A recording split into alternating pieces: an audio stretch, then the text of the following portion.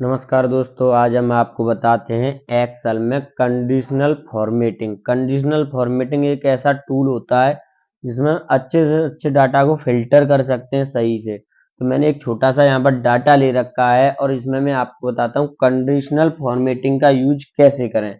तो हम यहाँ पर इस डाटा को सेलेक्ट कर लेते हैं। ओनली डाटा डाटा नंबरिंग को हमने ऐसे सेलेक्ट कर लिया और सेलेक्ट करने के बाद इस कंडीशनल फॉर्मेटिंग पे क्लिक करेंगे। इसमें जो ऊपर आ रहा है highlight cell rule, highlight cell rules आ रहा है। इसमें ये ऑप्शन आ रहा है इधर ग्रेटर देन। अब ग्रेटर देन होता है, मैं इसमें कुछ संख्याएं डाल देता हूं कि 50 से ऊपर की सारी संख्या हाईलाइट हो जाए। तो मैं यहाँ पर जैसे 50 लिख दूंगा तो 50 से ऊपर की जितनी भी संख्याएं होंगी वो हाईलाइट हो जाएंगी। मैं यहाँ से कलर ले लेता हूँ, यहाँ पॉइंट पे क्लिक करके येलो और यहाँ से ओके। तो देखिए 50 से ऊपर की जितनी भी संख्याएं वो हाईलाइट हो गई हैं और 50 से कम है वो हाईलाइट नहीं हुई है। तो ये होता है ग्रेटर देन का। अब आगे बताते हैं इसमें, इसी में आगे एक और ऑप्शन आता है लेस देन। लेस देन होता है कि 50 से नीचे की जो भी संख्या है वो हाईलाइट हो जाए। मतलब इसमें जरूरी नहीं है 50, आप जितनी भी संख्या उसमें ऐड कर सकते हैं जो आपके डाटा में है। तो जैसे हम यहाँ लेस देन पे क्लिक करेंगे और लेस देन पे क्लिक करके हम यहाँ पर लिखते हैं कि 40 गला खराब है थोड़ा, 40 से नीचे की जो हवा संख्या है वो हाईलाइट हो जाए। तो मैं यहाँ 40 टाइप कर दूंगा तो देखिए 40 से नीचे की जो भी संख्या है तो वो हाईलाइट हो गई हैं। 30, 32, 33, 31, ये 40 से नीचे की संख्या है, ये हाईलाइट हो गई है। अब आगे आता है इसी में एक और बिटवीन। बिटवीन होता है कितने से कितने के बीच में। तो मैं यहां पर करता हूं 70 से 90 के बीच में जो भी संख्या है वो हाईलाइट हो जाए। तो मैं यहां पर लिखूंगा 70 और इसमें लिख दूंगा 90 और यहां पर मैं कलर ले लेता हूं येलो। देखिए 70 से 90 के बीच में जितनी भी संख्याएं वो येलो कलर में कन्वर्ट हो गई हैं। 70 से 90 के बीच में जितनी भी संख्याएं वो येलो कलर में कन्वर्ट हो गई हैं। अब इसी में एक और टूल आता है, इसी में इक्वल। इक्वल होता है बराबर। जैसे मैं इसमें कर दूंगा कि 70, जहां जहां 70 होगा वहां पर हाईलाइट हो जाएगा। मैंने यहां पर 70 कर दिया, जिस जिस जगह 70 है ओनली 70 वो हाईलाइट हो गया है। इक्वल माने होता है बराबर, तो बराबर आ गया, इक्वल समझ में आ गया। इससे आगे आता है फिर इसी में टैक्स द कंटेंट्स।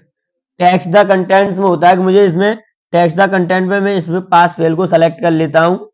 ये टेक्स्ट के ऊपर होता है। इसमें टेक्स्ट द कंटेंट में मैं सेलेक्ट लिखता हूं फेल। जहां जहां फेल होगा वो हाईलाइट हो जाएगा और जहां जहां पास होगा वो हाईलाइट नहीं होगा। मैंने यहां पर फेल टाइप कर दिया है, FAILL फेल। तो देखो जहां जहां फेल है वो 3 जगह फेल है तो तीनों जगह हाईलाइट हो गया है। अगर मैं पास का करता तो पास हाईलाइट होता। तो यहां पर टेक्स्ट द कंटेंट का ऑप्शन आपको समझ में आ गया। इससे आगे आता है फिर डेट एक्विरिंग। तो डेट एक्विरिंग मैंने इधर डेट ले रखी है, ये रही, इसको सेलेक्ट करता हूं और डेट एक्विरिंग में मैं जाता हूं। अब डेट एक्विरिंग में दे रहा है यस्टरडे। तो यस्टरडे जैसे आपको करना है लास्ट के 7 डेज का, तो इस पर क्लिक करूंगा मैं, ओके। दोबारा से सेलेक्ट करके करते हैं इसको।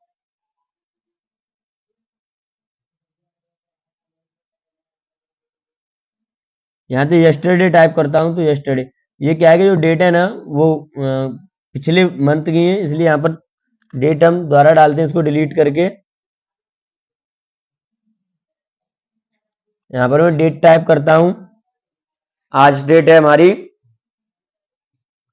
वो डेट टाइप करता हूं मैं 7/2/2024। डेट टाइप कर ली मैंने। थोड़ा ऊपर की तरफ ले जाता हूं इसको और इसको इधर नीचे की तरफ करके डेट ले ली है मैंने। अभी सेलेक्ट भी कर लिए तो डेट एक्विरिंग में जाते हैं अब हम दोबारा से। ये डेट एक्विरिंग में गए, यहाँ पर यस्टरडे पे क्लिक करेंगे टुडे पे, जो टुडे वाली डेट हमारी सेलेक्ट हो जाएगी। ऐसे ही डेट एक्यूरिंग हो जाएगा। ठीक है, आगे इसमें आता है फिर डुप्लीकेट वैल्यू। तो मैं इस डाटा को सेलेक्ट करता हूं, जो भी हमारा डाटा है इसमें जहां जहां डुप्लीकेट होगा वो सेलेक्ट हो जाएगा। डुप्लीकेट वैल्यू, ये रहा डुप्लीकेट वैल्यू। जो जो संख्या हमारी डबल है वो हाईलाइट हो गई डुप्लीकेट वैल्यू से। तो यहां तक आपको डुप्लीकेट वैल्यू तक समझ में आया। इससे आगे आता है अब टॉप 10। तो मतलब ऊपर के जो भी टॉप 10 में है वो हाईलाइट करने हो। तो मैं इसमें टॉप 3 तक हाईलाइट करता हूं, फर्स्ट सेकंड थर्ड। तो मैं 3 लिख दूंगा। कितना टाइप कर दूंगा? 3। तो देखिए जिसकी भी 3 ऊपर के जिसके सबसे ज्यादा नंबर होंगे वो हाईलाइट हो गया टॉप 3 में। ठीक है, और उसके बाद आता है फिर आगे परसेंट में। इस पे क्लिक करते हैं, जिसकी परसेंट सबसे ज्यादा है उसके हाईलाइट हो जाएंगे। देखो तो परसेंट का निशान आना चाहिए इसमें। ओनली मैं इस परसेंट वाले को सेलेक्ट करता हूं यहां पर इसको, ये। अब मैं परसेंट में जाता हूं, जिसकी परसेंट सबसे ज्यादा होंगी मैं इसमें भी फर्स्ट सेकंड थर्ड ही रखता हूं। देखो ये रहा फर्स्ट में, फर्स्ट आ रहा है, ये परसेंट वाला हो गया। 1 ही किया था उसमें, 1 हो गया। ठीक है, अब इसमें आगे आता है टॉप 10 बॉटम के। तो तब हमने टॉप ऊपर के किए थे, अब नीचे के।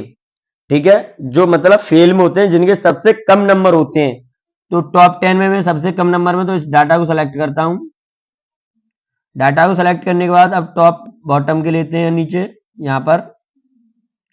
अब यहां पर लेते हैं हम बॉटम में 5 लोगों के जिनके सबसे कम नंबर है। तो हमने यहाँ 5 टाइप कर दिया। तो देखिए ये आ गया है 61, 31, 32, 33, 30। इन 5 लोगों के सबसे कम नंबर है यहां तक। तो टॉप बॉटम आपको समझ में आ गया। आगे आता है फिर इसी में ये डाटा बार्स। जिसके जितने नंबर होंगे उसका उतना ही कलर हाईलाइट दिख रहा होगा आपको। जिसके जितने नंबर है उसका उतना ही कलर हाईलाइट है, और जिसके कम नंबर है उसका कलर कम हाईलाइट हो रहा है। यहां तक समझ में आया। अब आगे आता है इसमें कलर स्केल्स। तो कलर स्केल्स में भी जिसके जितने नंबर होंगे उतना कलर हाईलाइट हो रहा होगा, और जिसके कम नंबर होंगे उसका उतना ही कलर कम हो रहा होगा। देखो ये टावर की तरह, जिसके ज्यादा नंबर है उसका टावर बड़े बड़े दिख रहे होंगे, जिसके कम नंबर उसके टावर छोटे छोटे दिख रहे होंगे। तो यहां तक आपको समझ में आया। उससे आगे आता है आइकन स्केल्स। जैसे टावर है, तो जिसके जितने नंबर उसके टावर ज्यादा है, जिसके कितने कम नंबर उसके टावर कम है। ये देखिए इधर। तो यहां तक आपको समझ में आया हो तो कमेंट बॉक्स में जरूर बताएं। मेरी वीडियो आपको पसंद आए तो लाइक शेयर सब्सक्राइब जरूर करें। धन्यवाद।